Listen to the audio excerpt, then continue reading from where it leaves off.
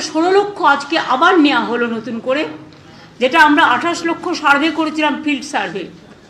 সেই 16 লক্ষ মানুষ যারা লিস্টে আছেন এখনও পাননি, তারা ডিসেম্বরের মধ্যে প্রথম কিস্তি পেয়ে যাবেন অর্ধেক, এবং সেকেন্ড।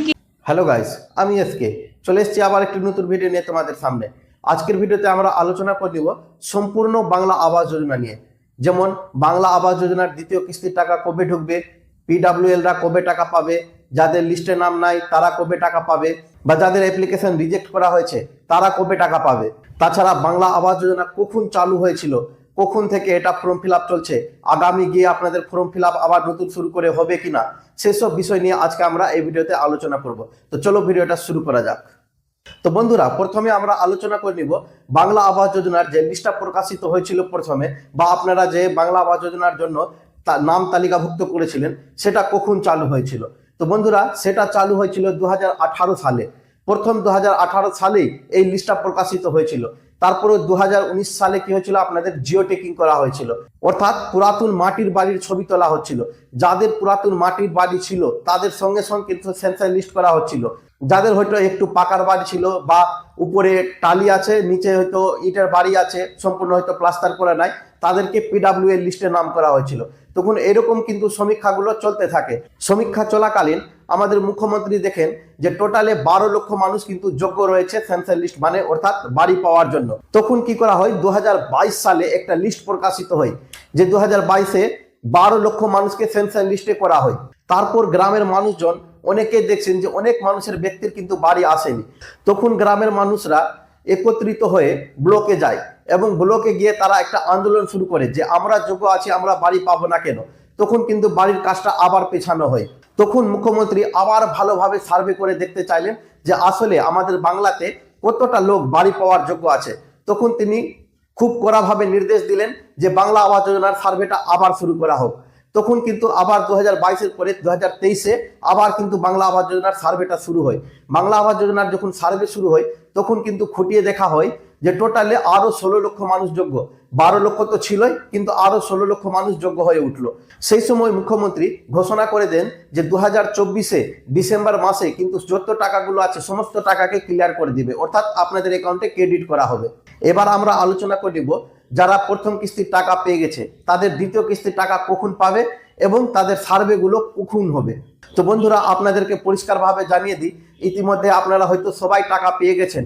যদিও কেউ টাকা না পেয়ে থাকেন আমাকে কমেন্টে জানাবেন যে আমি টাকা পাইনি, তখন আমি আপনাদেরকে একটা সলিউশন বলবো, সেই পদ্ধতি অবলম্বন করবেন, আশা করি আপনারা টাকাটা তখন পেয়ে যাবেন। এবার আপনাদেরকে বলে দিই, আপনারা কিন্তু জুন মাসের জন্য রেডি হয়ে যান, কারণ আপনাদের টাকা জুন মাসের মধ্যে দ্বিতীয় কিস্তির টাকাটা পেমেন্ট দিয়ে দিবে। এবার আপনাদেরকে বলে দিই, এখন কিন্তু খুব সার্ভে খুব জোরালোভাবে করছে। আপনারা যদি পিলার পর্যন্ত বাড়ি না উঠিয়ে থাকেন তাহলে কিন্তু আপনারা দ্বিতীয় কিস্তির টাকা পাবেন না। তাই বন্ধুরা, আমি আপনাদেরকে বলবো, যদি এখন পর্যন্ত আপনারা কাজ না শুরু করে থাকেন তাহলে কিন্তু খুব তাড়াতাড়ি কাজটা শুরু করে কমপক্ষে আপনারা লিলটল পর্যন্ত বাড়িটা করে রাখেন, যাতে দ্বিতীয় কিস্তির সার্ভের সময় আপনারা বাড়িটা দেখাতে পারেন। যদি আপনারা বাড়িটা না দেখাতে পারেন তাহলে কিন্তু আপনাদের আর অ্যাকাউন্টে টাকা আসবে না। এবার আমরা আলোচনা করে নিব পিডাব্লিউএল লিস্টে যাদের নাম রয়েছে। পিডাব্লিউএল লিস্টে যাদের নাম রয়েছে বন্ধুরা, তাদের সঙ্গে তো মনে করেন খেলাই করা হয়েছে, কারণ সময় সময় তাদের কি হচ্ছে, ডেটগুলো পরিবর্তিত হতে থাকছে। কোনো সময় শোনা যায় যে অমুক তারিখে ঢুকবে, কোনো সময় শোনা যায় যে অমুক মাসে ঢুকবে, কিন্তু শিওর ভাবে আপনারা হয়তো বুঝতে পারছেন না যে আপনাদের টাকা ওদেও ঢুকবে কি ঢুকবে না। তবে আমিও আপনাদেরকে ক্লিয়ার করে দিই, যারা পিডাব্লিউএল লিস্টে নাম রয়েছেন তারা কিন্তু নিশ্চিন্তে ঘুমাবেন না, কারণ পিডাব্লিউএল থেকে অনেক লিস্টে নামটা কাটা হয়ে গেছে। আপনাদের যদি অনলাইনে লিস্টে নাম থাকে এবং আপনারা হয়তো জানেন যে আপনাদের লিস্ট প্রকাশিত হয়েছিল আগের লিস্টটা, কিন্তু আমি বলবো বন্ধুরা, আপনারা কিন্তু ব্লকে বা পঞ্চায়েতে গিয়ে ভেরিফাই করে দেখে নেন, কারণ ওখানে অনেক মানুষের লিস্ট থেকে নাম কাটা হয়েছে। আর আপনারা ভাববেন যে আমাদের লিস্টে নাম রয়েছে, আর আপনারা আশা করবেন যে আপনারা হয়তো ডিসেম্বরের মধ্যে টাকা পেয়ে যাবেন, কিন্তু না বন্ধুরা। আমি তাই আপনাদেরকে অনুরোধ করে বলবো যে এখনো সময় আছে। যদি আপনাদের লিস্ট থেকে নাম কেটে যায় তাহলে আপনারা কিন্তু 9137091370 এই নম্বরে কল করে পুনরায় নামটা চাপাতে পারেন, যাতে করে আপনারা এই ডিসেম্বর মাসে আপনারা টাকাটা পেয়ে যায়। কারণ আমাদের মুখ্যমন্ত্রী 9,600 কোটি টাকা বরাদ্দ করেছে শুধুমাত্র পিডাব্লিউএলদের জন্য, যাতে করে পিডাব্লিউএলরা সম্পূর্ণভাবে বাড়ি টাকাটা পেয়ে যায়, এবং তাদের দ্বিতীয় কিস্তির টাকারও উল্লেখ করেছেন তিনি। যে তাদের প্রথম কিস্তির টাকা পাওয়ার পর যদি বাড়ির কাজটা খুব তাড়াতাড়ি শুরু করে দেয়, তো 2026-এর সামনে ভোট আছে, তাই তিনি বলেছেন যে বাড়ির কাজ শেষ হওয়ার আগেই তাদের অ্যাকাউন্টে আবার দ্বিতীয় কিস্তির টাকা দিয়ে দেওয়া হবে। এবার আমরা আলোচনা করব যাদের লিস্টে নাম নাই তারা কি করবেন। আমি এর আগেরও হয়তো ভিডিওতে আপনাদেরকে বলেছি, যাদের লিস্টে নাম নাই তারা সেম নাম্বারটাই কল করবেন, যেটা এখনই বললাম 9137091370। এই নাম্বারে আপনারা কল করবেন, অনেকবার চেষ্টা করবেন বন্ধুরা। আপনারা হয়তো অনেকেও আমাকে কমেন্ট করছেন যে দাদা এই নাম্বারে কল করছি, কল তো ধরছে না। হ্যাঁ, কল ধরছে না ঠিকই, কিন্তু আপনাদেরকে কারণ অনেক মানুষই এই নাম্বারে ফোন লাগাচ্ছে, তাই আমি বলবো যে আপনারা কিছুদিন ধরে ধৈর্য ধরে কলটা লাগাতে থাকেন। এক সময় হবে যে আপনার ফোনটা ধরবে, আর যখনই ফোনটা ধরবে তখন কিন্তু আপনার কমপ্লেনটা নিয়ে নেওয়া হবে। আপনার কমপ্লেন নেওয়ার পর আপনার ব্লকে ফরওয়ার্ড করে দিবে।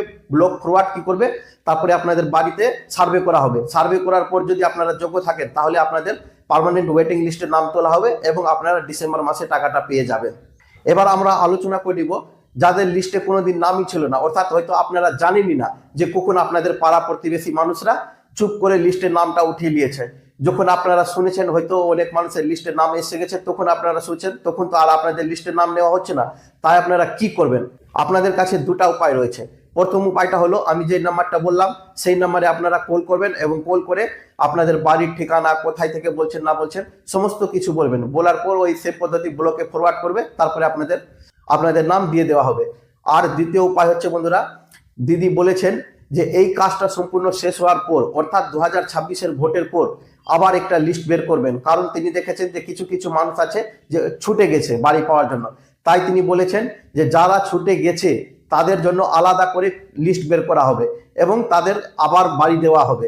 তো বন্ধুরা, আমি আপনাদেরকে একটা সতর্ক মেসেজ দিয়ে দিই যে যারা হয়তো বাড়ি পেয়েছেন বা যাদের রিজেক্ট লিস্টে নাম উঠে গেছে তারাও হয়তো সেই সময় কিন্তু ফর্মটা ভরে দিবে। তাই আমি বলবো যে আপনারা যখন ফর্ম ভরবেন, যে কোনোদিন বাড়ির লিস্টে নাম ছিল না, যাদের বাড়ির রিজেক্ট লিস্টে নাম হয়ে গেছে, যেমন আপনার বাবা, কাকা, দাদার যদি নাম রিজেক্ট একবার হওয়া থাকে তাহলে দ্বিতীয়বার কিন্তু ওর নামগুলো ভরবেন না। হতে পারে তার স্ত্রীর ভরেন, বা কারো স্ত্রী থাকলে স্বামীর ভরেন, বা কারো ভাইয়ের ভরেন, বা কারো যদি ছেলের যোগ্য হয়ে থাকে 18 বছর প্লাস থাকে তারও নাম তিনি দিতে পারেন। এইভাবে কিন্তু আপনারা 2026-এর পর আবার লিস্টের নামটা তুলতে পারবেন। আমরা হাফ দিয়ে দিয়েছি এবং বাদ বাকিটা পাবে ওরা জুন মাসে, 6 মাসের মধ্যে। আর দ্বিতীয় যেটা 16 লক্ষ আজকে আবার নেওয়া হলো নতুন করে, যেটা আমরা 28 লক্ষ সার্ভে করেছিলাম ফিল্ড সার্ভে, সেই 16 লক্ষ মানুষ যারা লিস্টে আছেন এখনও পাননি, তারা ডিসেম্বরের মধ্যে প্রথম কিস্তি পেয়ে যাবেন অর্ধেক, এবং সেকেন্ড কিস্তি তাদের বাড়ি কমপ্লিট হবার আগেই আমরা দিয়ে দেবো। তার মানে মোট 28 লক্ষ।